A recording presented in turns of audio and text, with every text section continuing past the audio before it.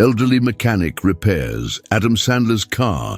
Week later, Adam Sandler stops by and is shocked when Frank Morgan wiped his brow with a rag that had seen better days, leaving a smudge of grease across his wrinkled forehead.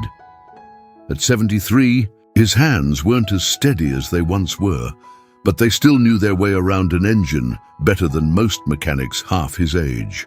His small repair shop in Calabasas, California, had been open since 1978, surviving economic downturns, the digital revolution, and the influx of dealership service centers that promised faster, though rarely better, repairs. The September heat was relentless, seeping through the open garage doors despite the industrial fans working overtime. Frank was finishing up on Mrs. Hernandez's Camry when he heard the distinctive sound of a car struggling to maintain idle. He glanced up to see a black Range Rover pulling into his lot, the engine coughing in a way that told Frank exactly what was wrong before the driver had even cut the ignition. "Pop, you got time for one more?" called out Miguel, Frank's grandson and reluctant apprentice who manned the front desk during college breaks. Frank nodded, grabbing a clean rag from his back pocket. As he approached the vehicle, the driver's door opened, and out stepped a man in casual attire, cargo shorts, a faded t-shirt, and a baseball cap pulled low. Despite the attempt at anonymity, Frank recognized the face immediately. Adam Sandler, the famous actor whose films Frank's grandkids had made him watch countless times. "Car's making a weird noise," Sandler said, running a hand through his beard. "Was driving by and saw your place. The dealer wants me to leave it for 2 days, but I need it for tomorrow." Frank nodded, maintaining his professional composure despite Miguel's wide-eyed stare from behind the counter. "Let's take a look, Mr. Sandler. I'm Frank Morgan." The actor seemed surprised at being recognized, but relieved at Frank's matter-of-fact approach. As Frank popped the hood, he listened to the engine idle, his experienced ears picking up the telltale sounds of a failing fuel pump and possibly something more concerning. "Could be your fuel pump, but there's something else," Frank muttered, more to himself than to his famous client. "When did this start?" "Couple days ago. Gets worse when I accelerate." Frank nodded knowingly. "Mind if I take it for a quick spin?" "Around the block." When Sandler agreed, Frank eased his arthritic frame into the driver's seat. The luxury interior was a far cry from his 1992 Ford pickup, but cars were cars, and engines spoke a universal language that Frank had been fluent in for over 5 decades. Upon his return, his suspicions were confirmed.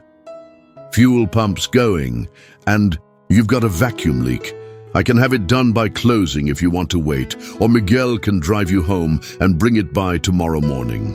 Sandler checked his watch, then glanced around the modest shop with its decades of memorabilia on the walls, photographs of classic cars Frank had restored, community service awards, and pictures of his late wife Ellie, who'd kept the books. "Until her passing 3 years ago, I'll wait," Sandler decided, settling into the worn leather sofa in the small waiting area.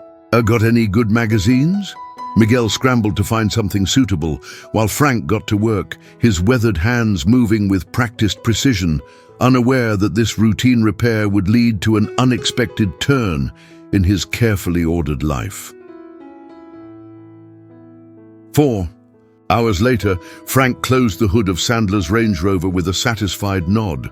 The repair had gone smoothly, though his back protested after bending over the engine for so long. He'd replaced the fuel pump and fixed the vacuum leak, plus changed the oil and topped off all the fluids. Courtesy services he always provided, regardless of who owned the vehicle. Throughout the afternoon, Sandler had alternated between taking calls, scrolling through his phone, and wandering around the shop, examining the photos and memorabilia that chronicled Frank's life. Miguel had attempted several awkward conversations before being called away to help with other customers. "All set, Mr. Sandler," Frank announced, wiping his hands. "Should run good as new now." The actor approached, hands in pockets. "That was...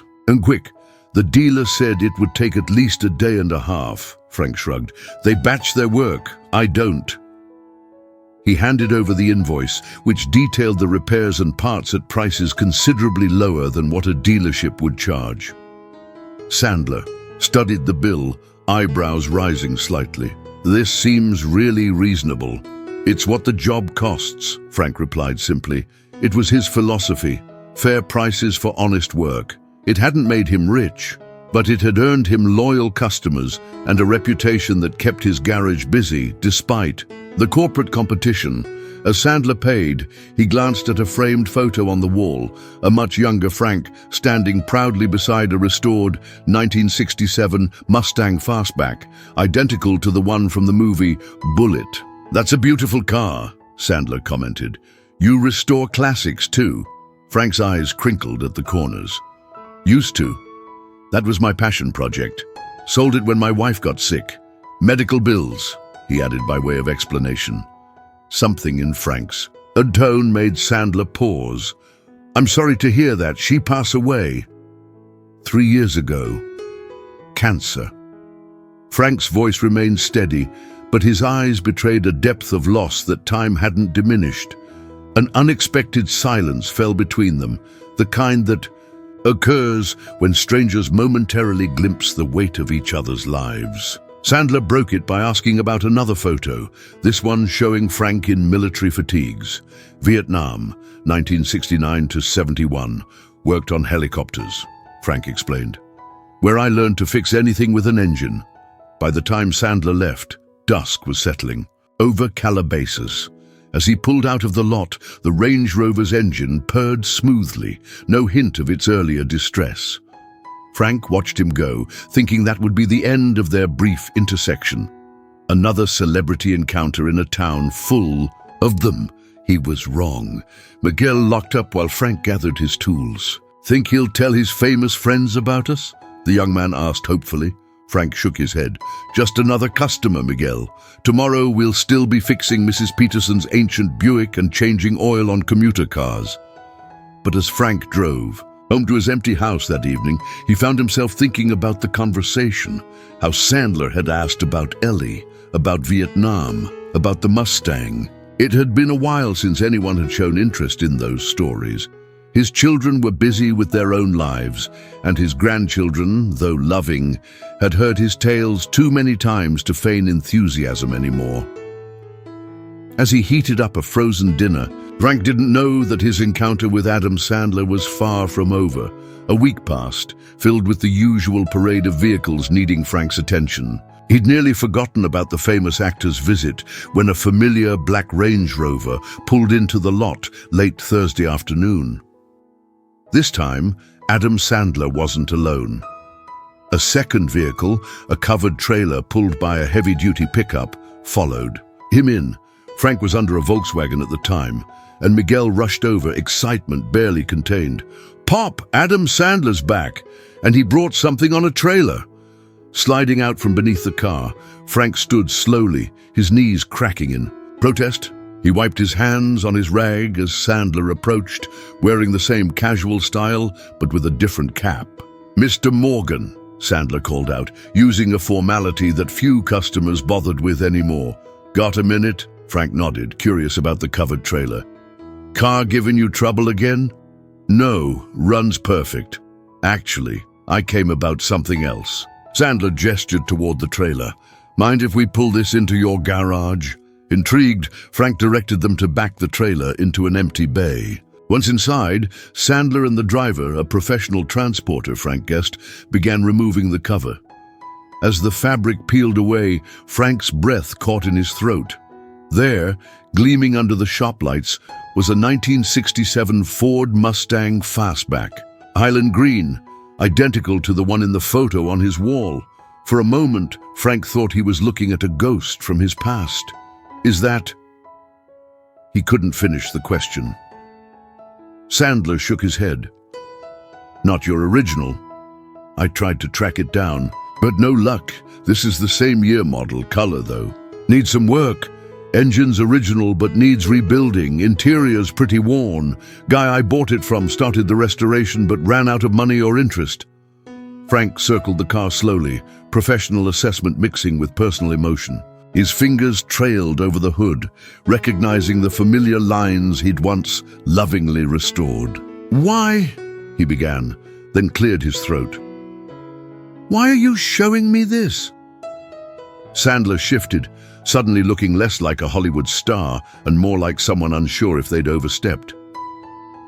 "When I was here last week, the way you talked about that Mustang you had to sell, I don't know, it stuck with me. Got me thinking about my dad. He was a big car guy too, always wanted to restore a classic but never got around to it before he passed." Frank nodded, understanding loss without needing details.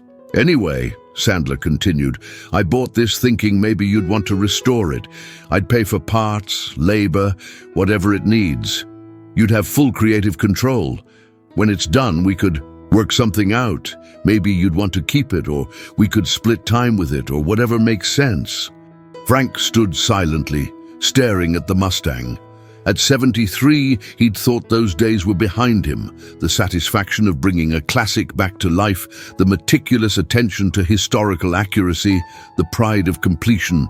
He'd resigned himself to practical repairs on modern vehicles until retirement, which at his age might never formally arrive.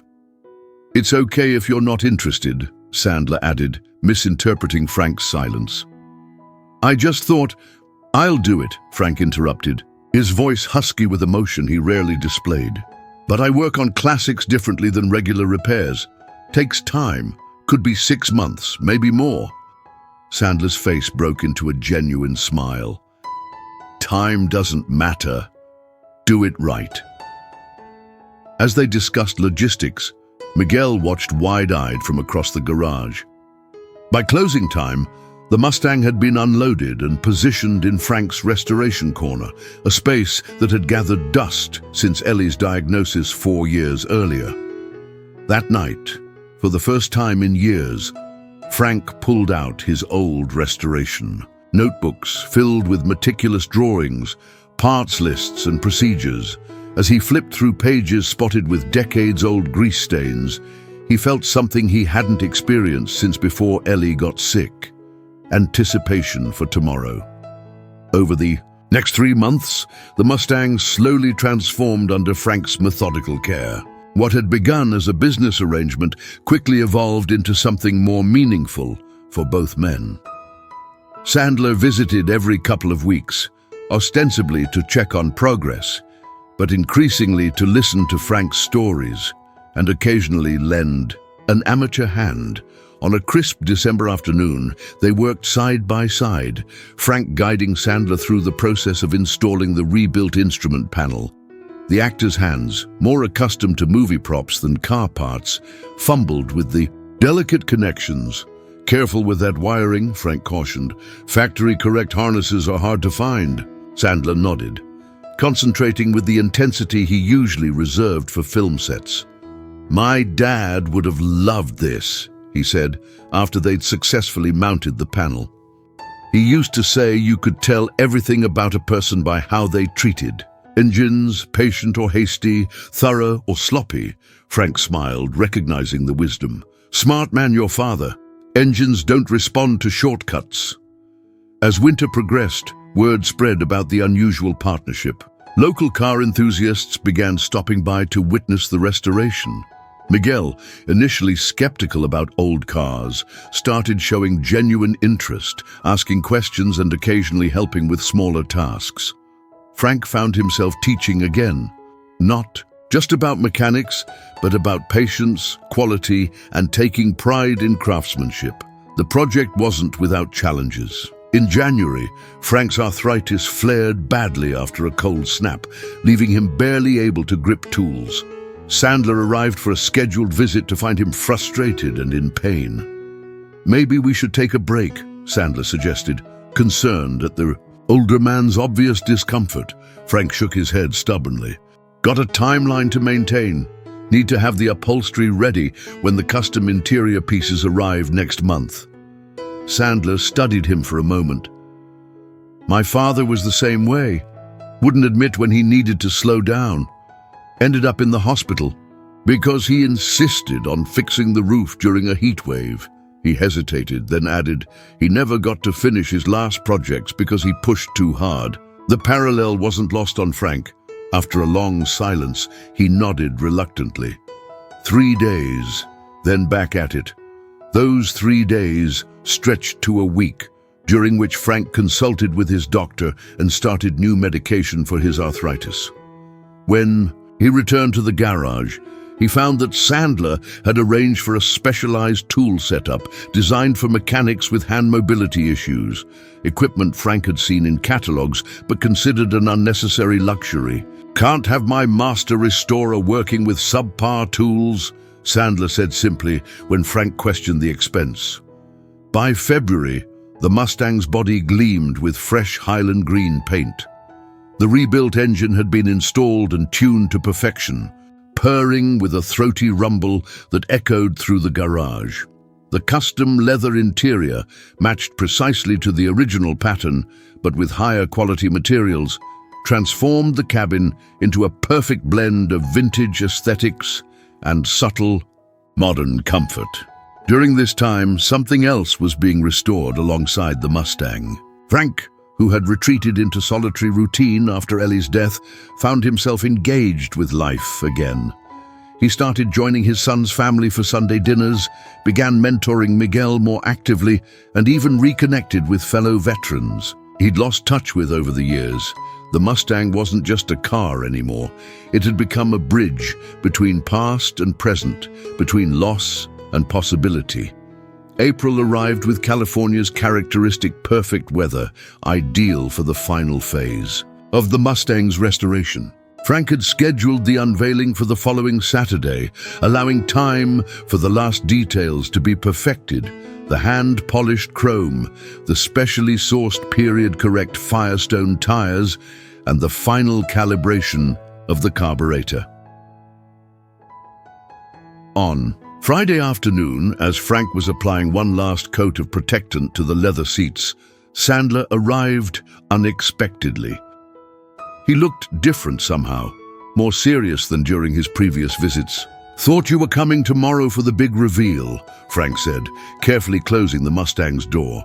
Sandler nodded. "I will be, but I wanted to talk to you first, privately." He glanced around to ensure Miguel and the other mechanics were out of earshot. "There's something I haven't told you about this project." Frank raised an eyebrow, wiping his hands on his ever-present rag. "Car isn't hot, is it?" he asked, only half joking. "No, nothing like that," Sandler laughed, then grew serious again. "When I came in that first day with the Range Rover, I didn't just randomly find your shop. I was looking for you specifically." Frank frowned, confused. "Don't understand." Sandler pulled out his phone, scrolled through some photos, and handed it to Frank. On the screen was an image of a young man in army fatigue standing next to a helicopter. Though the photo was faded and the face younger, Frank recognized himself immediately. "Where did you get this?" he asked, voice suddenly hoarse. "From my uncle's effects," Sandler explained. "My uncle David Kessler. He was a pilot in Vietnam, 101st Airborne Division." Frank stared at the actor, memories flooding back. "Dave Kessler," he repeated softly. "Crazy Dave, best Huey pilot in the division."